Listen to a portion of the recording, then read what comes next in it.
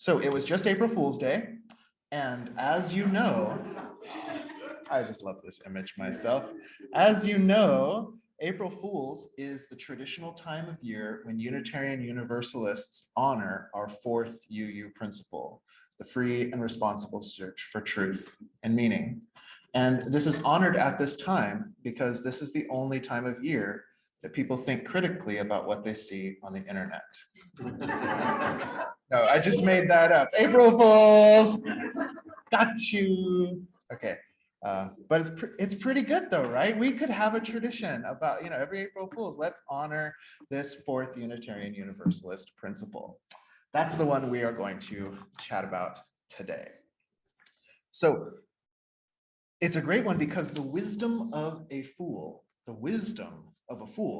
is wisdom of openness, humor, and curiosity. Openness, humor, curiosity are the very tools we're going to need if we're going to survive through times like the ones we are living through right now. So I'd like to explore our fourth Unitarian Universalist principle, and I would like, if you don't mind, I'm going to use a classic religious technique, which is that we shall study the scripture line by line, or there's only kind of one line, so we shall go word by word. And the good news for me is that there's no rule that says you have to start at the beginning. So we're going to start right in the middle. We're going to start with search. Most important principle here, most important word is search, because it is the one that relates the most to our human nature. You'll remember from other talks that I've given, perhaps, this language from psychologist Rick Hansen, who says that your brain, you kind of got a functional division, right, into a lizard brain and a proto-mammalian brain and then a human brain on top. When these brains are not under threat, the lizard part feels calm. The proto-mammalian, I think of it as a cute little pit bull personally, but there's a monkey on this picture, feels compassionate, and the human part feels curious. So your default, the default in your brain, the part that we're supposed to be able to rest back into after you go to work and do all the stuff and go to church and, oh, am I on sound? No, you're on sound. No, oh, who's doing what? I don't know. And then you go home and you have a piece of lasagna or whatever does it for you, and you default back into calm, compassionate, and curious. And life works really well when we can go through these. Oh, I did brave things today. I drove the highway 17. And then you go home and you have a little espresso. Calm, compassionate, and curious once again. Okay, so the search is how we want this human part of our mind that we want that to be the default. We want that to be primarily where we're orienting from. And as we're going to learn today, this is going to be a key that allows us to survive and thrive through times like those we are living in now. Someone asked, I did have a whole I had like three, you know me by now, I had like 3 whole different philosophy classes with a stand-up comedy show mixed in that was going to be this service. But somebody said, can you do a service on how we can survive these times? And I said, well, sure. As soon as I figure that out, you'll be the first one to know. But thank goodness for things, if you can't be a wise and charismatic enlightened leader, you can just look at the research that other people have done. So I started reading a great book, the title of which is Burnout. Hey, this seems like the one for these times. And in this book, I read a really cool study. They looked at, okay, so in the lab how they have mice run mazes and stuff, right? So in this, they sort of mapped the track they went through the maze, and there was one group of mice there was cheese at the end of the maze. So they could smell their way to the cheese. The other group, there wasn't any cheese, and occasionally the shadow of an owl would flash over the maze, right? And big surprise, the cheese ones finished the maze most of the time. The owl ones finished the maze almost never. What it showed, though, is that when you have a cheese one, you can go the wrong direction, and then you still have this little homing beacon, right, to get you where you are headed. The owl one, on the other hand, when that comes any direction away from the threat is a good direction. So you might be going backwards, you might be going into a corner. There's nothing that takes you further along your goal when we're merely responding to threats. What this said to me as I was preparing for this service is that when our mind is on search mode, when you can put the mind into search mode, we're hunting for the cheese.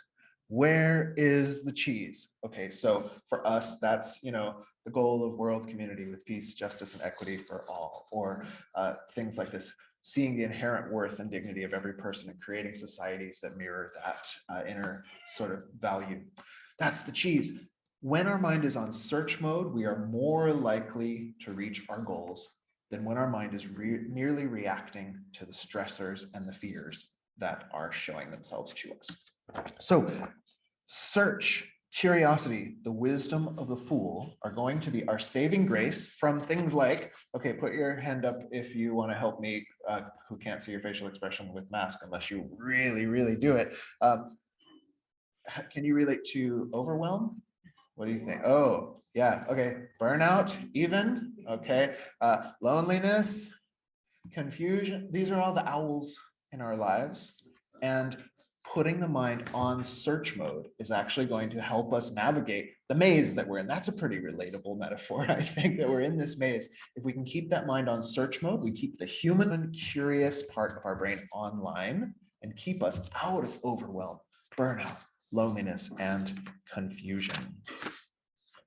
Okay, so we're going to try to stay human. Our big job here is to try to stay human. That wakeful, curious, inventive, just out of the box thinker.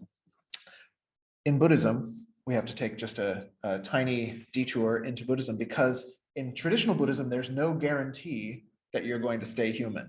They say, this in old philosophy, this is about your after-death experience, right? You could be reincarnated. Oh, we have the list here. You could be reincarnated as an animal, right? That's the one that often gets joked about because Westerners were so unused to this idea when they came upon it. Oh, you think you can be reincarnated as a pig?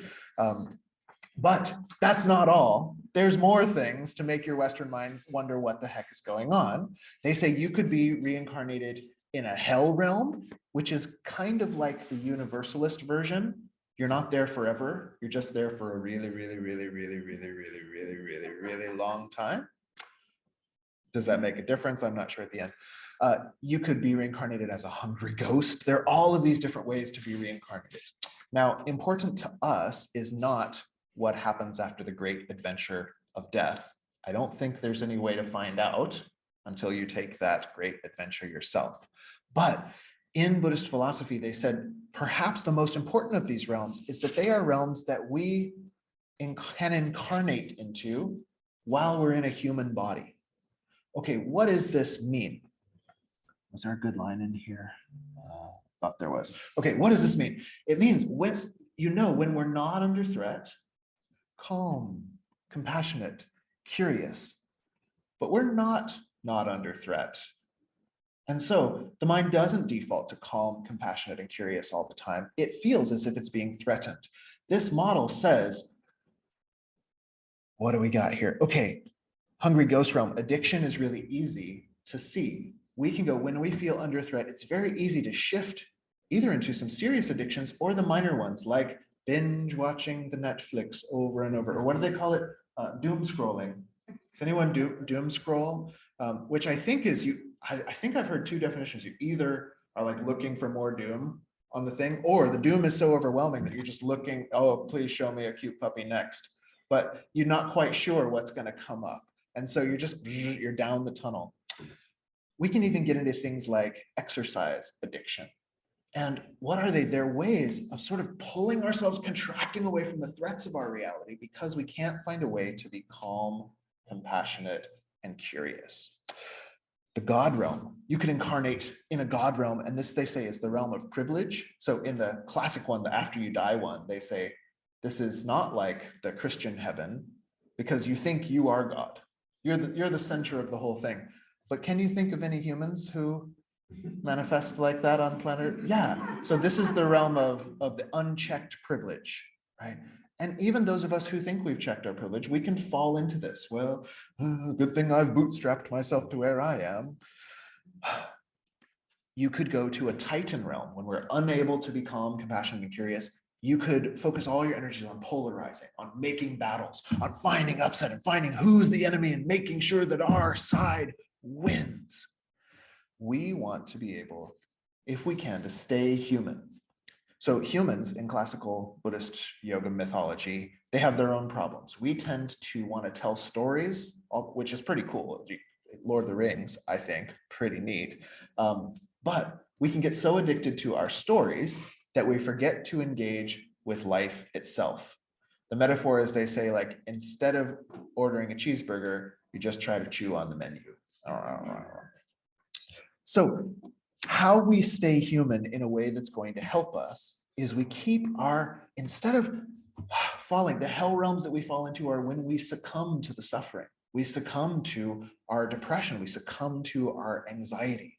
We can fall into addiction. We can fall into the animal realm, they say, is just plodding along, not really being self-directed or creative anymore. My apologies if you have a very creative goldfish at home. This doesn't apply to them. So we want to stay curious if we can, so that we can stay human.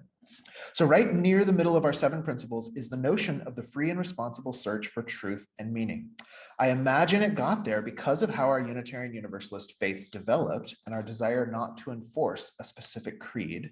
But today I think of it as an instruction on how to stay human.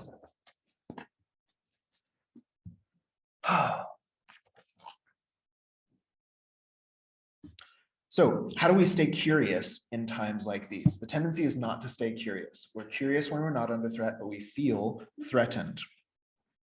When we feel threatened, we tend to go to these 6 realms. We numb out, we get addicted, we collapse, we settle into our privilege, we start a war. We can definitely use the other parts of our brain to shift gears. We know if you listen to all February, oh, I pronounced the R that time, that was different. All February, compassion is a great way to get you to shift gears in your brain, out of suffering, out of the sense of threat, and into a more human orientation toward life. But we did that all February. Calm also works wonders on your brain, but there are some times when we feel so under threat, and you go home and you're like, okay, Reverend Fox told me this breathing. It's like, breathe out for 6, breathe in for 3. And it just doesn't quite get there. You took yet another bubble bath. You went and I don't know, whatever you're doing for your self-care to try to calm down. And sometimes it doesn't work. These are times when we want to learn to invoke curiosity. Okay, so let's do our exercise again. Remember the meditation we started with? It was the orienting visually. Let's try it again. So you're just gonna let your eyes look around, and something might seem interesting. Something might seem beautiful, or someplace your eyes just want to land. You let them land there for as long as they want. And then maybe they'll wander on to the next thing.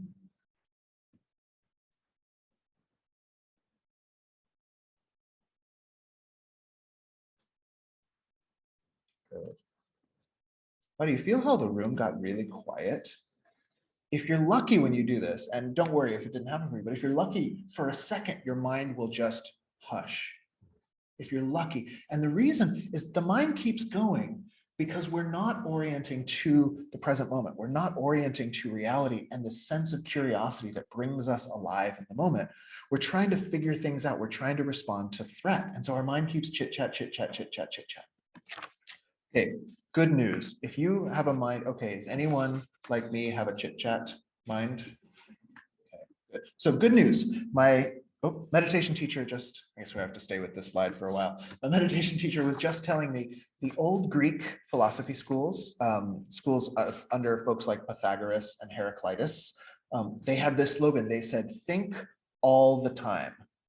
And I was like, oh man, there's a school of thought for spiritual people like me, whose mind just thinks all the time, just blah, blah, blah, blah, blah, blah, blah, blah, blah, blah.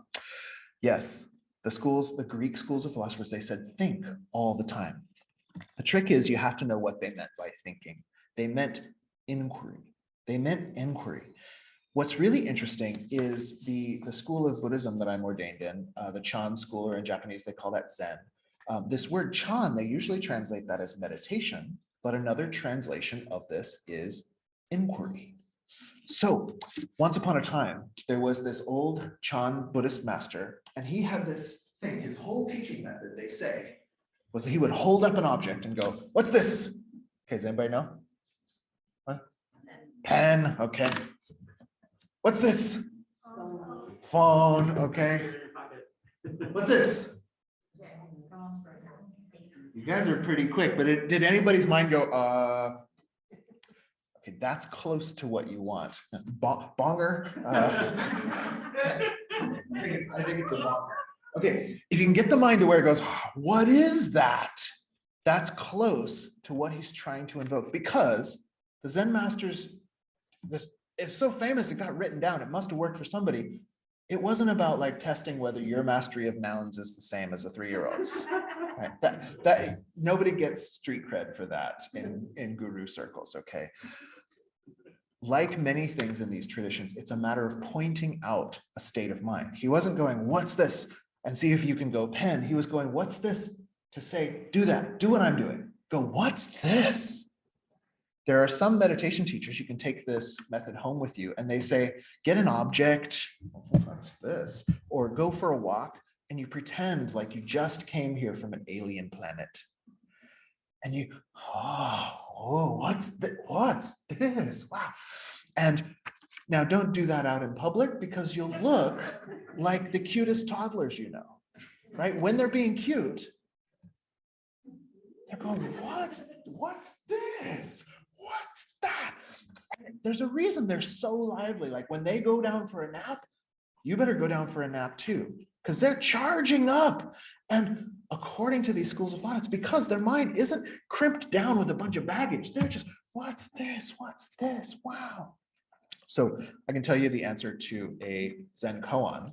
You're not supposed to, but I'm going to, because April Fools break the rules, blah, blah, blah, blah, blah, blah. So the classical Zen koan says, the master says, he's got his walking stick, right? Or there's actually a special stick in meditation that they whack you on the back if you're falling asleep, not as a punishment, but to like help. It's like an acupressure thing. Anyway, he says, he's got the kasatsu, and he says, if you say this is a stick, I will whack you with it. If you say this is not a stick, I will whack you with it. Now, what will you say?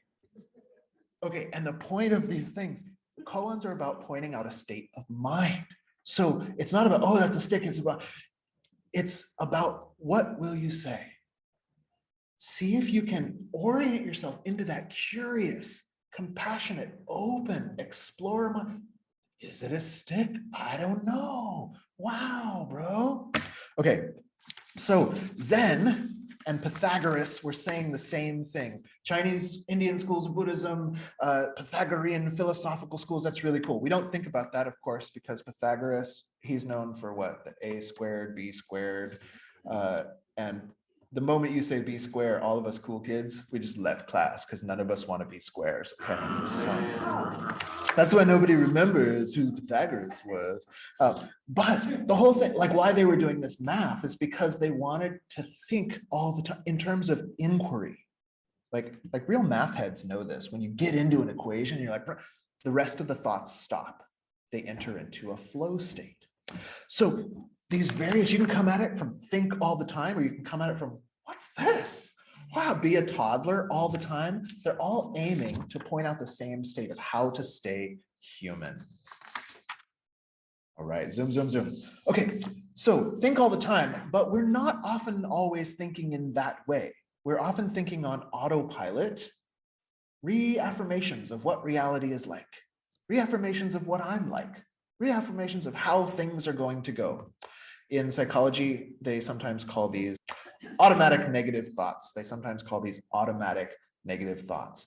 And these are negative thoughts that they just spring up out of nowhere. And so world events come up, and you have, there are a couple that you should be aware of. Some are universalizing. These are the ones you should never use when talking to your spouse. They start with always or never, right? It's a good chance it's an automatic negative thought. If it comes like, people will always, Governments will always, the world will never.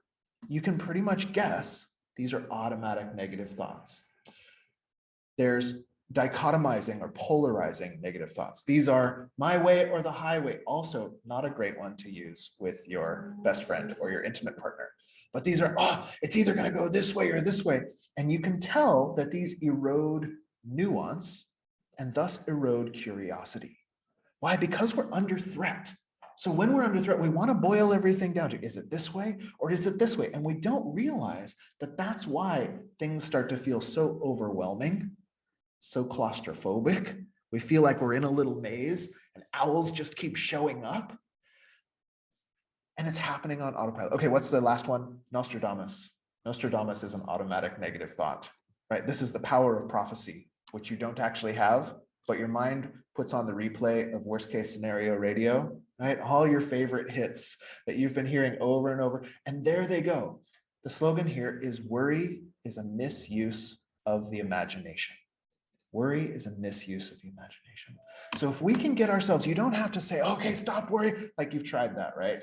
You've tried building one part of your mind that can be the enemy of the other part of your, like that doesn't work. But if we can get to curious, if we can get to, what's this? And just find some stuff that makes your eyes light up. Like that light looks like Darth Vader to me. I think that's cool. And the mind starts to calm down and we can get back to a little bit of, what's this? If you can make that crack in the door, you can start to then ask Nostradamus, can you absolutely know that that's true? You can start to ask the polarizers, are those really the only two options? You can ask the universalizers, has it always been that way? Or have there been some percentage of the time when it hasn't gone that way? And we can start to develop anteater kung fu, like this guy, Captain Snout, and the superpower questions. I stole this from Daniel Amen's children's book. Captain Snout and the superpower questions. We want to ask these questions internally. The mind says, it's gonna be this way. And it gets a little shrunk. And we want to ask, are you sure it's gonna be that way? And we can make a crack in the door. If we can do this, we can begin to orient ourselves rather than from avoidance of the owl, which isn't going to get us toward our goal, but approach toward the cheese or the vegan cheese if necessary, or the, whatever we eat if we're allergic to dairy or lactose intolerant. But whatever your goal is, we can start orienting from there. It's the same thing that works if you go out for a walk. Your eyes are looking at the trees, your body is moving forward, and you feel so much better because at the end, your body goes, we went somewhere, didn't we? We advanced. What do we tend to do? We tend to sit, we feel overwhelmed and go like, oh God, I can't do anything but look at the TV and doom scroll even more. It's the worst thing for us. It makes us less curious. But if we can invoke this curiosity, it could be, they say, casual social time with a friend. Lights this up. Why? Because we get curious. Well, how is it, Donna? What was your week like, Carol? And all of a sudden, the curiosity of the mind, while you're hanging out, all of your doom scrolling capacities within, they go offline. If we could learn how to invoke these things on our own, we would have the key to navigating this maze without feeling overwhelmed all the time.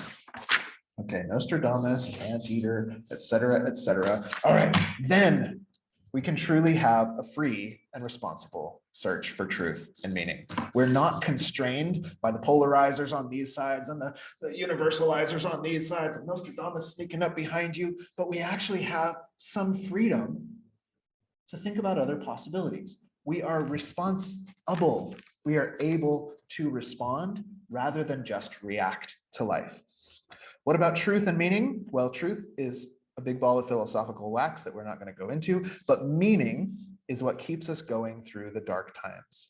It's the power of our values that well up from our heart. By restoring our curiosity and eating up the ants of limitation, lack, and burnout, meaning can come back alive in us. We can see the vision of the world we want to create as possible, and we can go about creating it together. So in closing, as you're willing and able, let's rise And we're going to orient ourselves with curiosity. You might look around at the casual yet meaningful social interactions that you have available here. And we'll invoke meaning with our sung benediction together, signifying those values that carry us forward of joy, love, peace in our hearts and in our worlds.